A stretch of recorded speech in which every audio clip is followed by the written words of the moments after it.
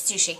It's an art, a delectable bite, an addiction, a delicious way to be creative, and one of the most recognizable Japanese foods that Americans consume. And we all know it by name and we all know it by sight. It's sushi.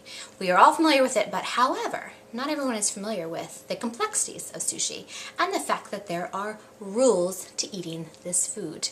Yeah, I said rules, but more like guidelines. So let me fill you in on some of these guidelines that you can talk about maybe next time you're at a restaurant. To dip or not to dip? That is the question.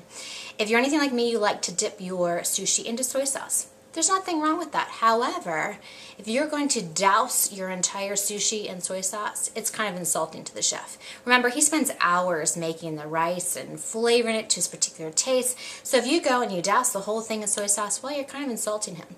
So suggestion, tilt your wrist, dip the fish, if you're eating nigiri, into the soy sauce and then pop it into your mouth instead. And that way you're flavoring the fish and not flavoring the rice because it's already got flavor to it.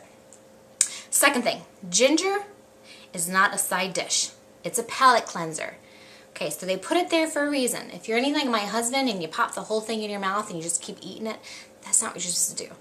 You're supposed to eat it between bites of sushi. If you're going from nigiri to a rolled sushi, then you need to have a palate cleanser. That is where the ginger comes into place. So try and just do one bit at a time, not the whole thing. Third tip, rubbing your sticks together in public is considered rude. Okay, that's a little cheeky, but when you're at home, you can rub your chopsticks together all you want. But when you're in a restaurant and you break apart your chopsticks and you start rubbing them together, you're showing the chefs and all the waitresses that you find them to be cheap.